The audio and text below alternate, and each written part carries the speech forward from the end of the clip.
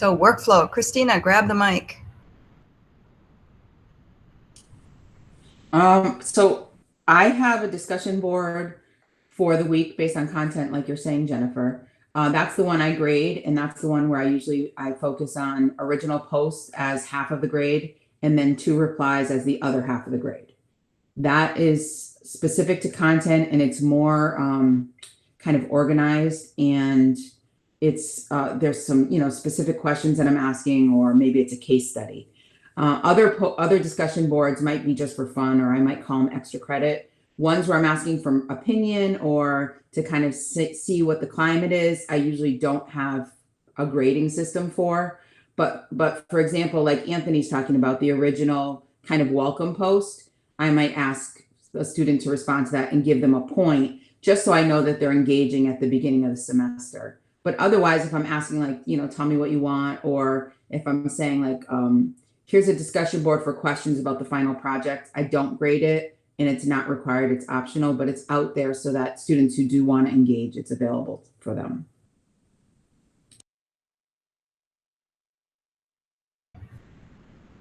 Other ideas that folks use? Lisa, Rhoda, Jack, you have a question? You have to unmute your mic.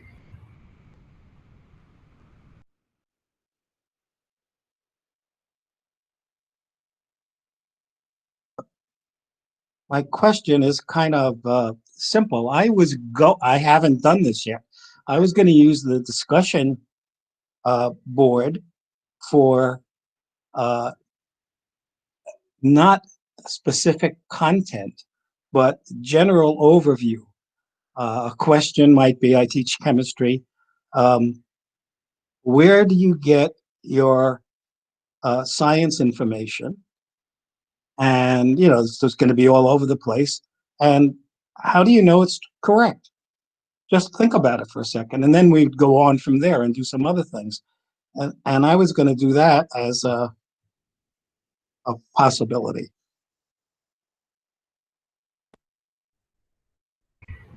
That's a great idea, Jack.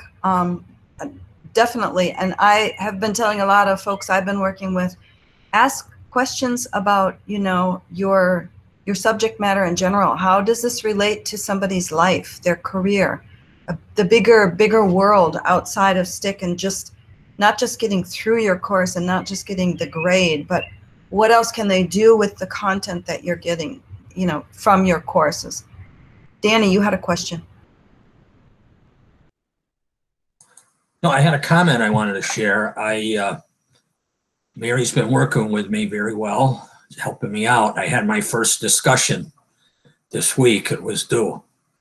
And I have 12 students. I had 6 of them do a very good job. And some of the students I know from STIC, the other ones might be from another school, or this might be their first shot at doing an online class. I'm not sure. I probably could find out if I dig a little deeper. But the ones that did well, I think probably just by reading their answers, that they were very comfortable with the discussion question. And it was the one about the theories of juvenile justice, the choice theory and all that. And they commented on each other, and I was pleasantly surprised. I thought they did very well. I have a feeling the ones that didn't respond, maybe I have to reach out to them. I have a feeling maybe they've never done it before, and they're going to probably need a little prompting. And I don't have it. I think, Mary, you remember, I didn't weigh it a whole lot. So if somebody didn't do well on it, they might go from a B+ to a B, or they might be lowered a grade or a grade and a half. But I didn't want to penalize them. But I was pleasantly surprised with the response that I received. And what I did is I did one. So in the summer, we only meet 4.5 weeks, really. So I only did 3.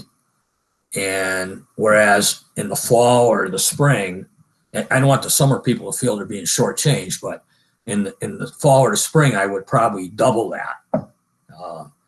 Because there's a lot of issues in criminal justice and juvenile justice. I just got to be careful today because, well, you know what's going on in criminal justice. I don't want some kids to get carried away and start name calling. We had an incident last year, last semester. I won't mention the professor, but it was an in-class issue. And the professor mentioned the name Trump, and some kid jumped up at him and said, "Stick to the material in the class." And he was shook up by it. He's a adjunct, retired. He actually came out of the classroom when I saw him, and he was stunned by it. So with the discussion issues in criminal justice, I thought, if I keep things where I know people aren't gonna, or I'm not gonna have to walk down the aisle.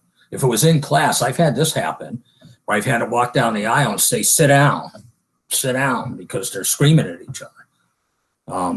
I think probably most of you don't deal with that. Maybe in English, you might deal with some issues like that, but I just wanted to share that with you. But anyway, Mary, I was pleasantly surprised this was my first time at this.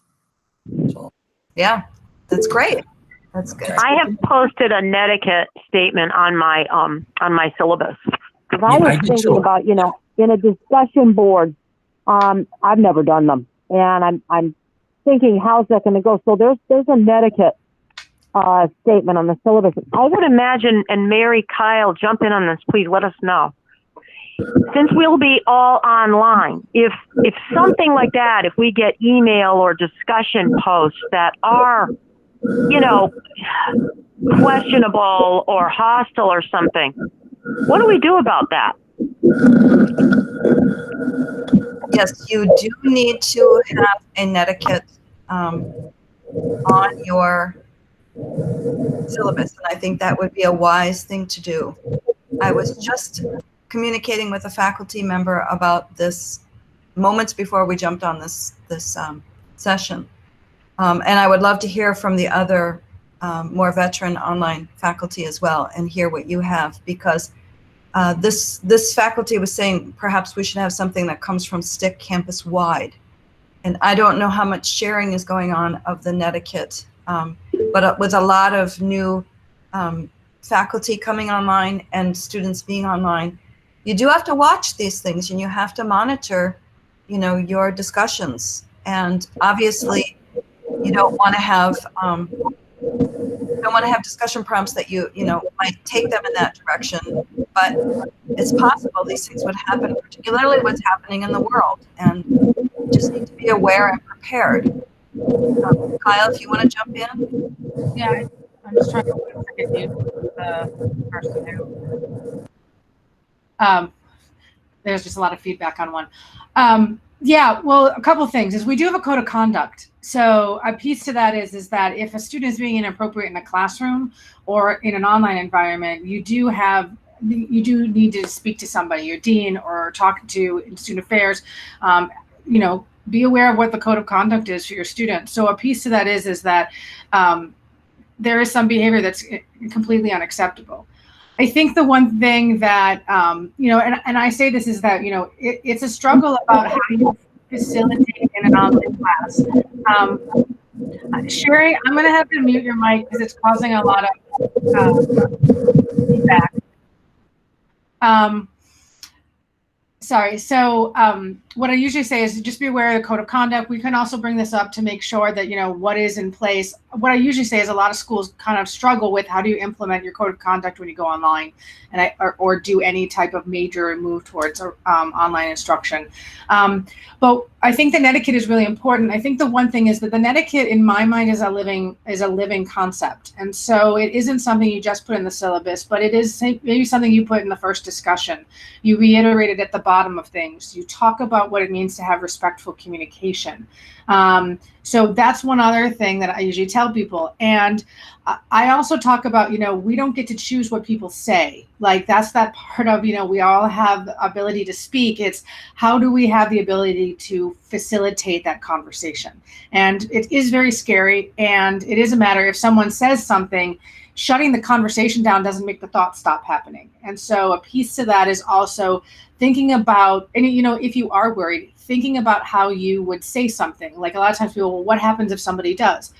Okay, so statistically, the amount of issues that happen in face-to-face classes is the same in online. It isn't any more than on online. And people talk about anonymity and all this stuff, but Blackboard's not anonymous. These students are going to see their names attached to posts. They're going to be, this isn't a blog on YouTube or on some social media site. So these are actually individuals who've done a welcome and shared their lives with you. They've brought in some perspective out there. You're trying, so it's a different kind of community space to it. So I think if you're worried about it, is, own it up to us, own it up to other faculty. If anyone has really kind of had a bad experience or had an experience with how it got handled, that, please share that. Because usually what happens is somebody writes something inappropriate in an online post. I do two things, and I've given this advice to a couple of you already. One is that I address the student directly, and I make it clear that according to the netiquette or whatever I have stated, or saying like, hey, let's talk about what you said there, because it either wasn't an academic related question, it was opinion when opinion is not asked for that. And I'll just have a direct email correspondence with the student, or I'll ask them to meet with me in an office hours kind of thing. And then I address it, I remind the class about respectful communication and what the intent of the class is. If you don't say anything to the rest of the class, they're going to think that the bully won. They thought the person who had the outbreak is going to win. And that's one of the things that you have to be like, just as a reminder, this is what discussions are for. This is what this class is. We want this to be a community, a safe space for learners as a whole. So I really usually tell people you address the immediate problem, and then you make sure that the rest of the class knows that it's a safe environment to share, and that also that you deal with shit when it comes up.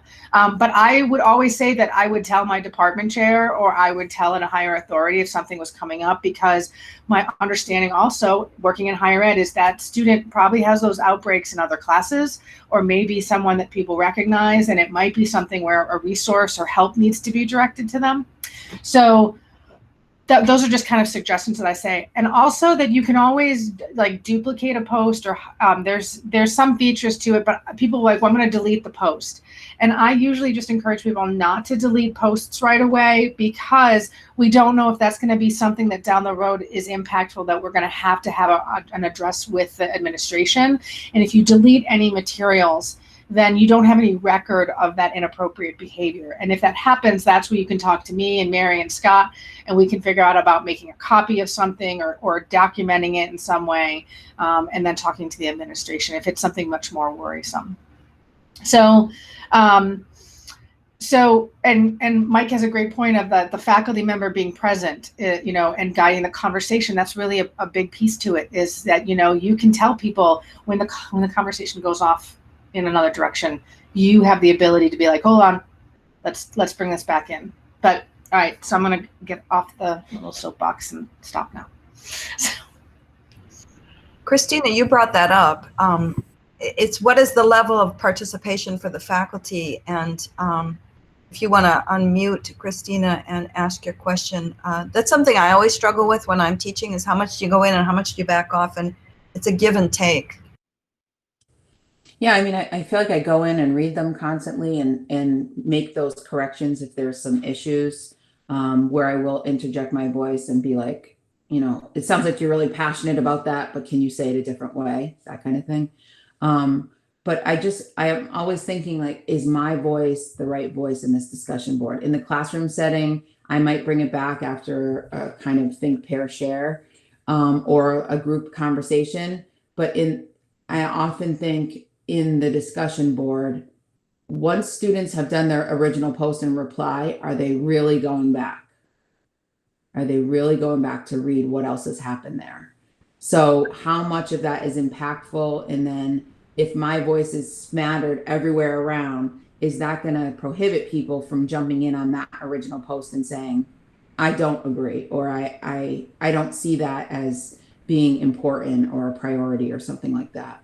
Where if I might have suggested something different. So it's hard for me sometimes not only to jump in, but then also what can I provide of value that continues the discussion, continues the conversation. Whereas in the classroom, they would have 15 minutes to do it on their own. And I would be able to walk around and kind of maybe add something else. Like, did you guys think about this piece though? Whereas here, I sometimes feel like that's leading the witness. Right, and you've got to find that sweet spot and that balance. But definitely, I would be pulling in a. Have you thought about this? Would you consider this link, and you link it out to some other content that is not in the course, but you're adding to it, and then mark that on your course map because you probably want it in the reading the next time you do it, and see how it goes. And sometimes you have to test the waters, but. Elizabeth or Anthony, you've taught online before. You want to chime in at all? I can. Hi, Anthony. I didn't mean to cut you off there. I can I want to circle back to something. Am I allowed to share my screen with you guys, or is that possible? I was just going to show you that with online or in-campus discussions as a member of the behavioral intervention team, I just want you to know that you can always use what's called a concerning behavior report form that would go directly to Darcy Kemp's office. And that's where keeping your emails to go back, or your interaction student assignments that have concerned, or if you've given warnings, just to track it. You know, Jen's a social worker. She'll speak to how important documentation is, like every kind of point of contact. Yeah, am I allowed to? Let's see. Should be able down to present now. I'm learning on these little gadgets. So if you go to the main webpage, some people can go through the portal. I sort of gloss, so I prefer not to use the portal for me because I find it hard to use. But on the main webpage under Student Resources drop down, you're going to go to Student Affairs. And then under the Student Affairs link, you're going to go to, you can read about the behavioral intervention team using that link, but this will take you right to the concerning behavior report form. And there's just a bunch of fields that you would fill in your name, and it can be staff or faculty who have, we've had certainly people and, you know, maintainers who have reported behavior they've seen on campus. And then you have a drop down bar as to what's going on and just some other details, and you fill that in, any questions or concerns, any documentation you want to submit, and then it'll go to Darcy. And then what Darcy does is she reads through, contacts the person the faculty who sent it, and then talk about what interventions have been tried or what the status is. And then depending on the next steps, it brings it to the team and we try to formulate a plan.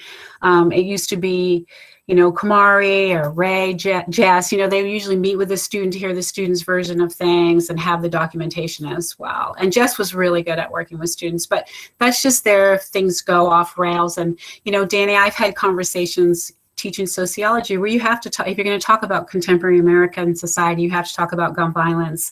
And it's such a fine line when you're talking about gun violence because, you know, you don't want to, just because you want to prevent gun violence doesn't mean that, you know, you want to take away people's weaponry, and it can get really heated sometimes. And so then I just stopped talking about it. But then I felt like, how can I be an effective sociology professor and not talk about American society that way?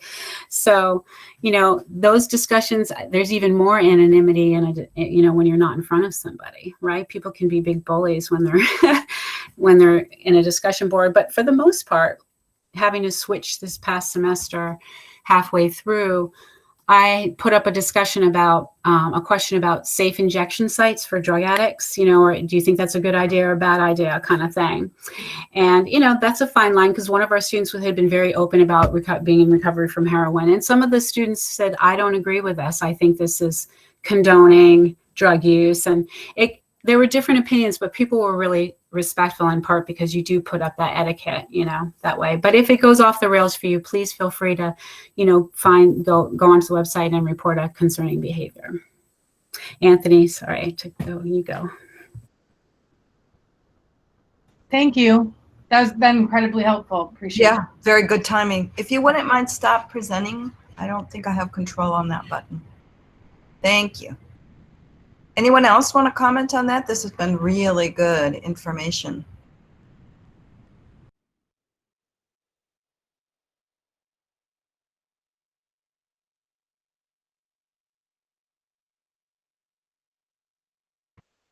I never know how to raise my hand in this setting, but yeah, I just sort of did this. So I guess I would just add, I was starting to type in the chat box. So I don't know if it's the particular courses I teach online, which are nutrition and biochem, but I've been teaching nutrition online since forever. 2002.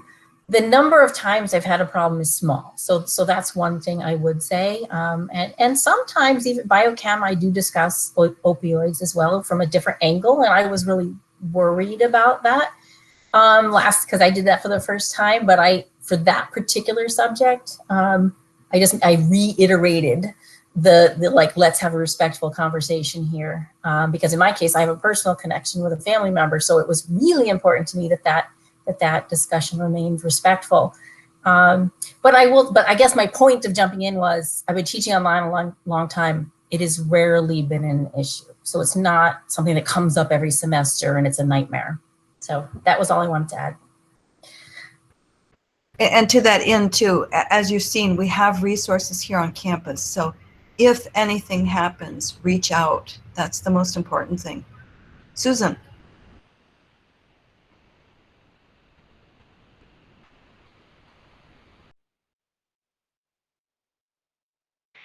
There we go.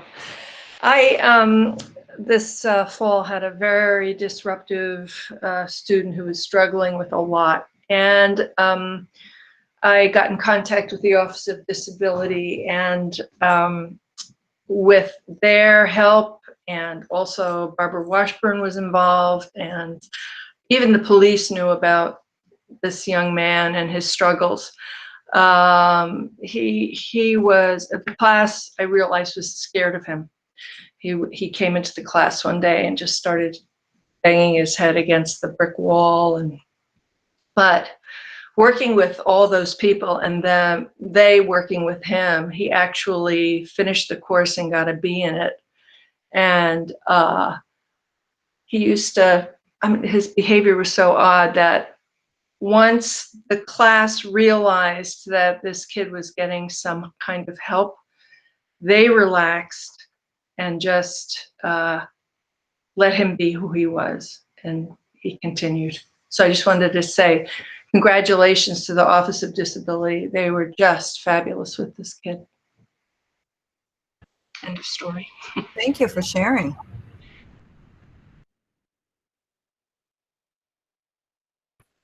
Well, on kind of the same, oh, Elizabeth, you got something you want to say? Well, I guess just to follow up to Susan's point, to take that off out of the classroom and online, one of the things that Flower talked about was the lack of facial and body cues that we have as online educators, and just our own chance for self-correction, in a lecture, whatever, is taken away, but also that we don't have that feedback. If that young man that you're talking about was banging his head at home, he might not get the resources or help that he needed. So that it's just like it's just so different. That's all. You all know that.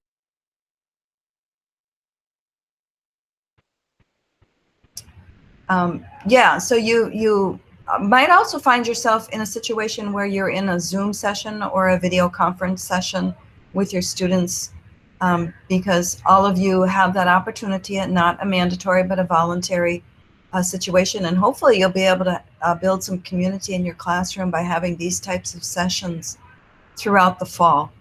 So you'll have to have some similar netiquette protocol established for that as well.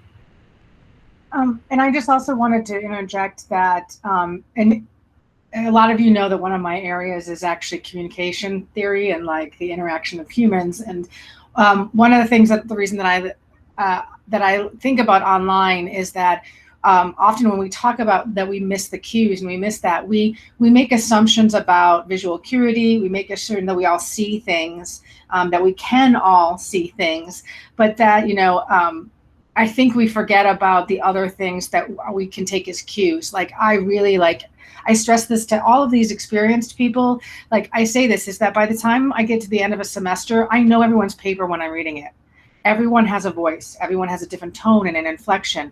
I think that to some degree, like I say, makes you a better teacher because you stop using the cues of communication that are easy. And you have to start engaging in the ones that, like, when I hear discussion posts and someone's really lively and then thins out, when I start realizing that someone's oversharing a lot, that's a cue.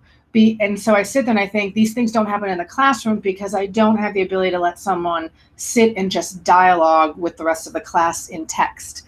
And so that's the other thing is that you do lose the immediacy of things that we take for granted, but you do have the ability, you all have a skill of watching and learning and listening in a very different way. So that's another thing that I think people forget to realize that they articulate, is that you can hear tone and inflection. You see when someone just disappears, that's a flag for you. Like, so also just be aware of is that it's not this completely like closed off environment, that it is a dynamic environment. It just is the cues that you're going to look for are going to look differently. And so it's like 2 roads and one diverges. I've taken this path the most. This one I haven't. I got to look for the mushrooms I don't eat, and I got to look for the things that come out of the woods I don't expect.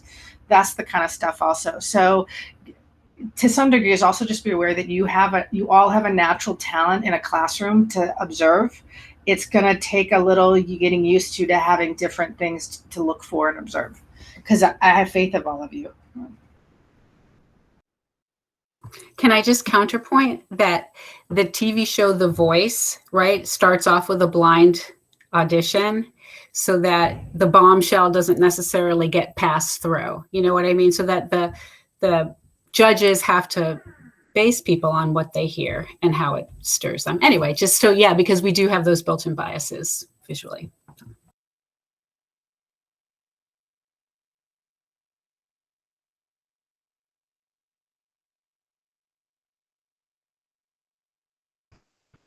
Anybody else? I was going to take a little bit of a diversion here, but one question I had, and it was brought up on Tuesday, does anyone have summaries that are posted of each discussion in each week? And this would be more for the veteran faculty. Do you summarize discussions? Do you have students summarize them and rotate that kind of charge that someone has to do to others? Or is that anything you thought about? Lisa, turn on your mic. Okay. I just feel like I don't like to be the only one. Whatever. Anyway, yeah, so as I posted before, I do tend to do a summary at the end of the week. And I mentioned before, it sort of makes my job easier because I have a framework that I use every semester. But then when I read the discussion, I have a Word document or something open, and I sort of cut and paste students' like good points, and then I can sort of mix that into my sort of, I want to make sure I hit these key points. I make sure I correct any misinformation, or if somebody brought something new to me, because I often learn from my students. Throw in a couple names. And I used to put this in the discussion board, but Kyle or somebody mentioned, Chris, that she worries that do people actually go back and read it? So now I actually post my response to the discussion board as an announcement and push it out as an email as well.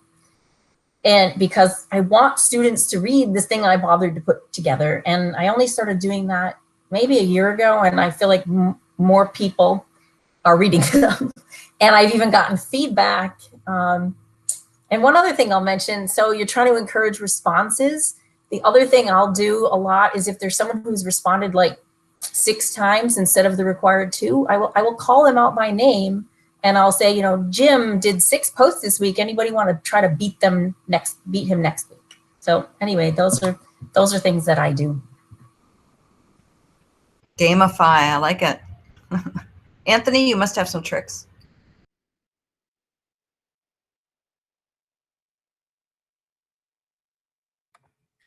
I don't know that I have any tricks. I'm just listening to everybody and the things that they do. And when you started to say summary, Mary, that's something, frankly, I have not done yet. But that's kind of interesting. I guess I would add, 2 points. I guess when you say that, that kind of interests me. I open the discussion up. I'll introduce personal finance for me is a course that I do a lot of the discussion topics on, and I'll introduce a topic about investing or the market or something. And like I said earlier in my post, sometimes that can transcend into a political discussion, and I kind of have to pull them back. And I try not to introduce my own political views in any way, but you know the way students are. So I guess one of the things that occurred to me is, I know we have to watch ourselves and I know we can't digress too much, but I also feel that we can't discourage a little bit of that. I mean, if it interests the students to talk about these things and it's not getting out of hand, I don't want to put the kibosh on them and say, oh, we can't do anything political, watch it.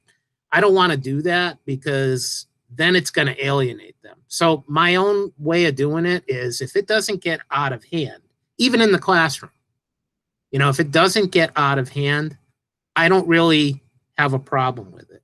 When it does get out of hand or they get too far off topic, then I'll say, all right, let's get back on topic.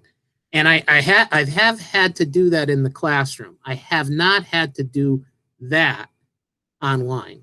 It hasn't gotten too far outside the borders in the online class.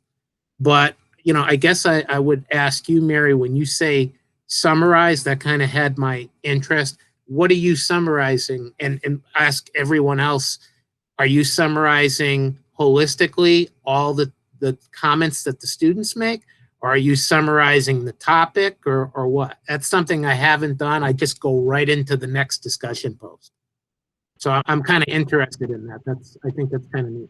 Yeah, I would say yes and yes, and Lisa can jump in there as well. And I can't remember the page number, but I know that Flower speaks to it. I've also been a student in classes where I've been assigned in a particular week that I have to summarize the discussion points, the highlights.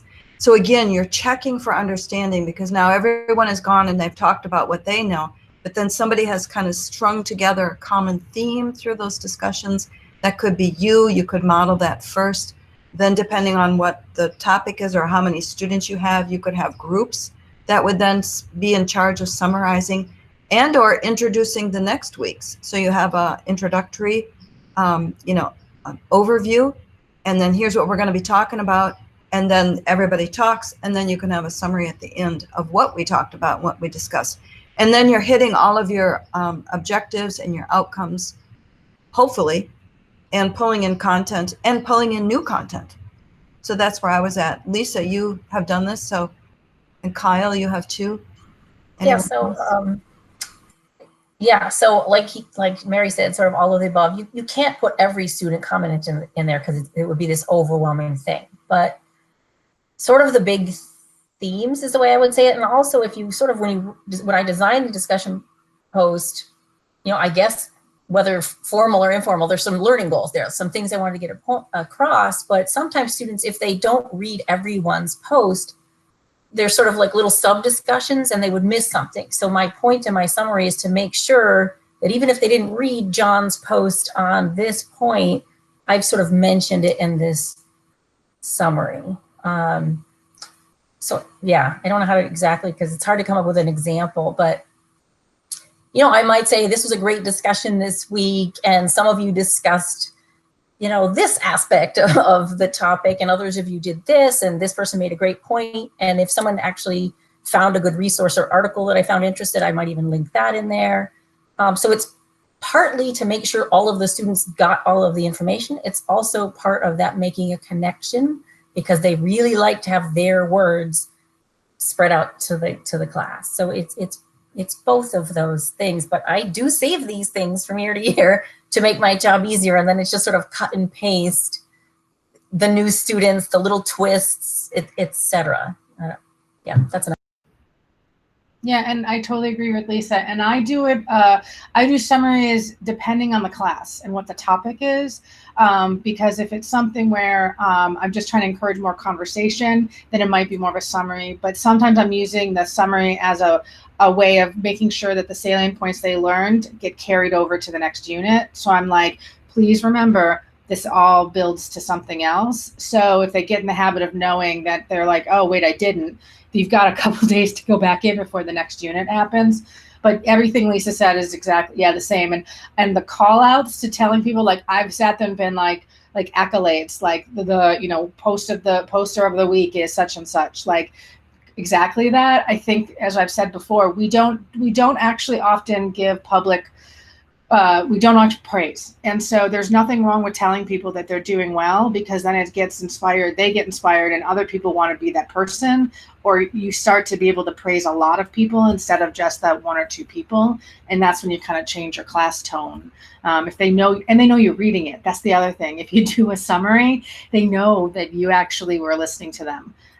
Where that's where you get worried, like the students think you're not there or you're a robot. I think that's funny. Students think that we are robots at some point. So yeah, Lisa's on point with that.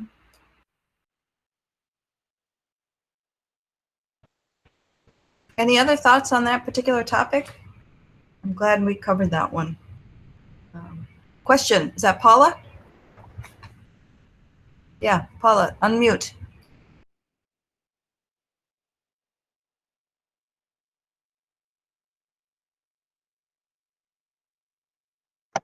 Did I do it?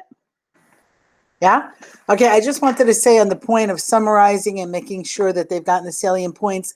What I thought was really interesting about Darby is that she was talking about the retrieval practice, where at the end of a module, you have students write a 200-word, something short about what they learned from that module and how maybe from the title of the next module, they think it's going to link into it.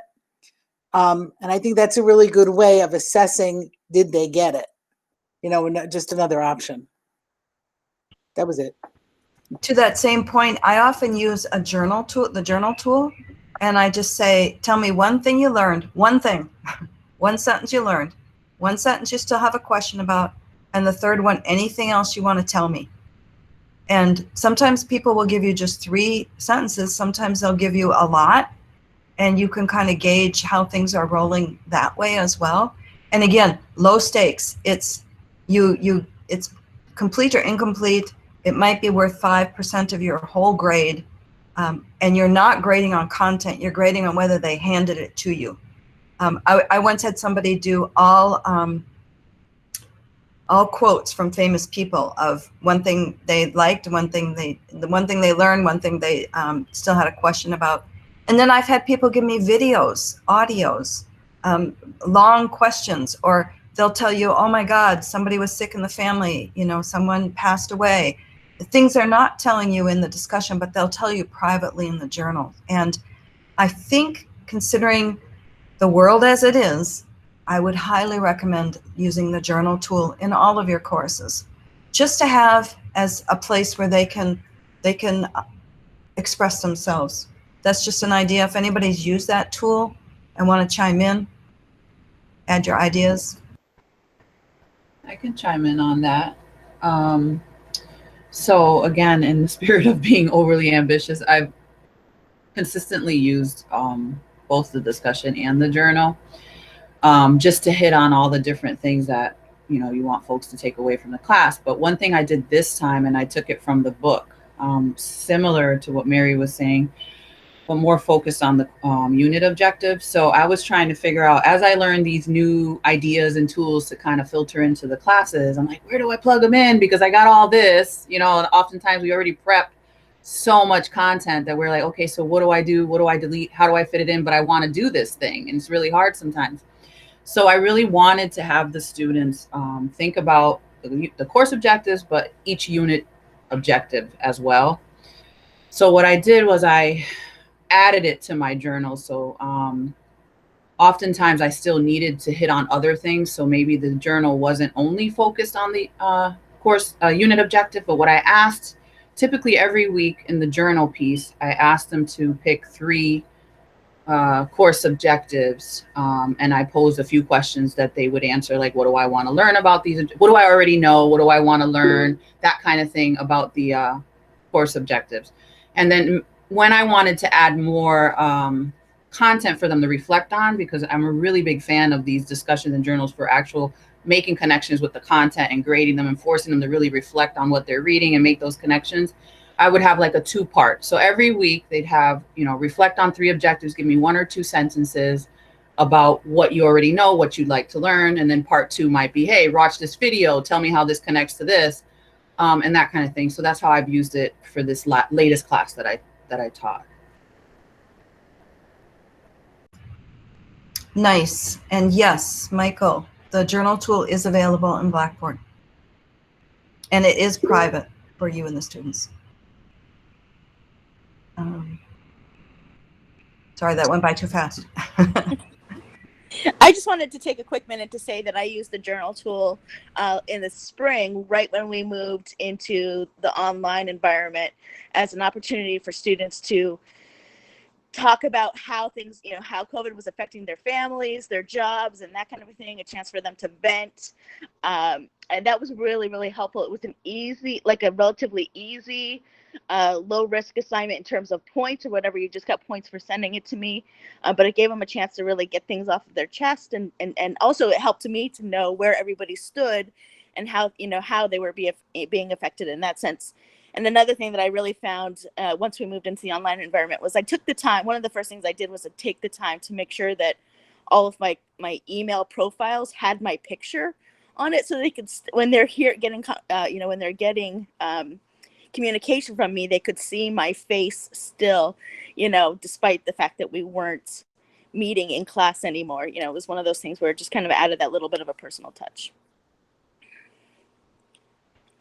Nice. And I have to say we're at the 2-minute warning right now. So any other salient points? Nancy. Wondering, is there any advantage to using the journal over encouraging students to send you an email, a check-in, update me? Is there any advantage to using the journal over sending an email?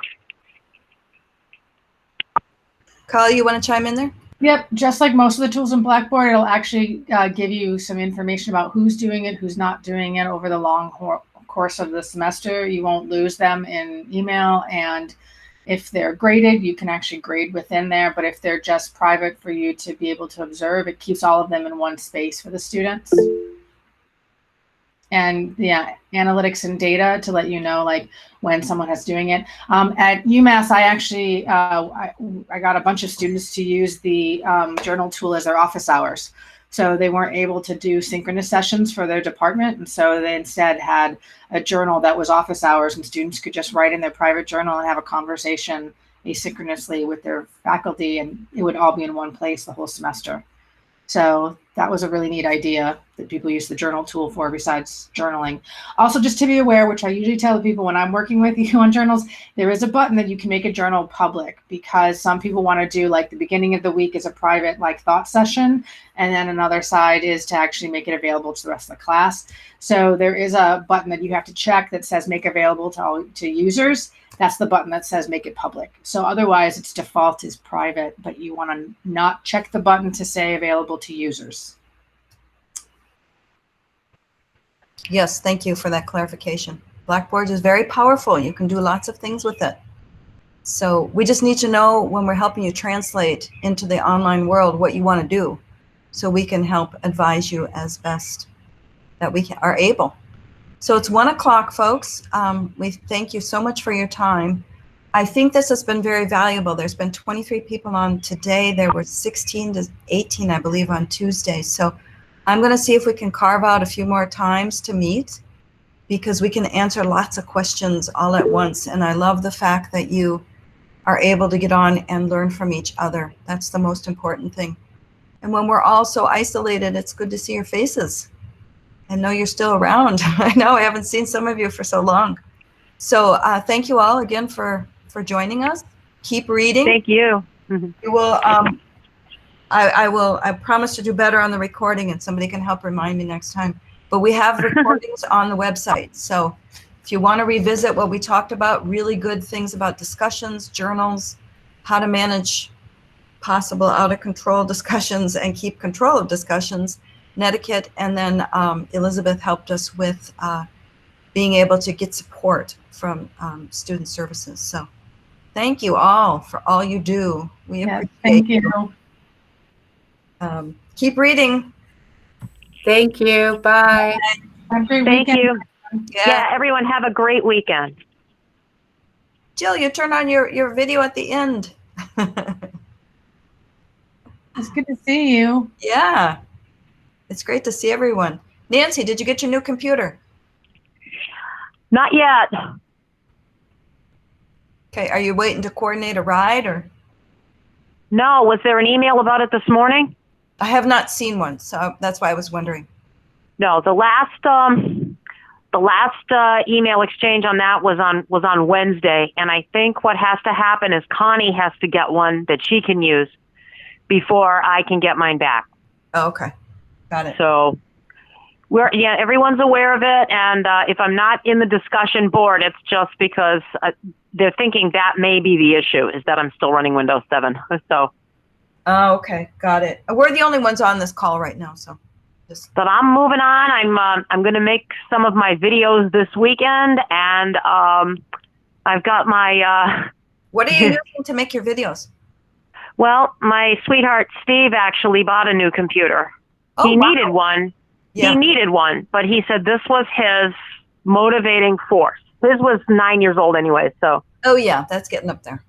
He's got the Screencast-O-Matic icon on his desktop and has been playing with it. He has a camera. Yeah. How is it going for you? I haven't started making the videos, but I have the transcripts all written. Sweet. Oh, that's the hardest part. Now you just have to sit down with the tool. I was wondering how it was going with the tool itself, Screencast-O-Matic. Gonna do that this weekend, and what I can do is share some of them with you and see what you think. I'd like to see them. Definitely. I'm excited. This is going well. Julie and I set Townsend Press up. We put all the assignments in, and we're now working with Scott to get Blackboard and Townsend to sync up. So. Yeah, I wanted to ask you because someone else was working with Townsend. Did we figure out, because I've lost the thread, can the grades come from Townsend and flow into Blackboard? Yes or no? No. Okay, I thought that was no. Yep. Okay. It is a no. You have to actually, they're very organized in Townsend, and you would just actually have to manually go get them out. Right, which is not that big of a deal, but. And just input them yourself. That's what I'm planning to do. Yep. And I was really glad to see that the Grade Center allows, because I have a weighted average, where homework is 40%, class participation is 10, and tests are 50. And you can create different columns with different weights in the Grade Center. So I was really glad to see that you can do all that. Got it. Okay. Nice. In Blackboard. Sounds great. Yeah, I'm glad you made it today. Oh, it was great. I am so sorry. Actually, Tuesday was the day that I noticed it was crashing again after we had just worked it out. And I'm thinking, okay, well, I'm just going to peek at this. I don't have to be on the Hangout till 2 o'clock. And unfortunately, it was 1 o'clock. And so I apologize for that. Not to worry. We're going to have more. I think this has been great to have everybody get together. Please do. And Flower's book is so precious. It should be required reading for everyone. And I'm really enjoying it. Totally agree. Enjoying it so much. Couldn't have gotten that at a more pertinent time, I'm telling you. No, and I love when she said she had her, I forgot which section it was in, that she had her husband look at the material and does this make sense to you? And I really love that idea. That's how you can use your sweetie. You can say, read this. Does this make sense to you? Yep. Exactly. Would you know what to do? And that's what I plan to do. Yep. Look at these instructions. Does this make sense? Exactly. Yeah. Yeah. Well, you have Julie too, so that's good. Yeah, Julie is a gem. She truly is, and she's been so helpful already. And just things are. My goal is to have it ready by August 8th. I want it done ahead of time. So if there's any teeny little bugs that need to be worked out, then you can just right. Correct. Totally agree. And remember, when you get Windows 10, you're going to be able to make audio files. I'm actually looking more forward to that than doing the videos, because that's, it's making sure I don't look dopey. But if I can just do the audio files, that's going to be great, because I'm going to do a weekly announcement, and I could do that in the form of an audio file that they could just listen to.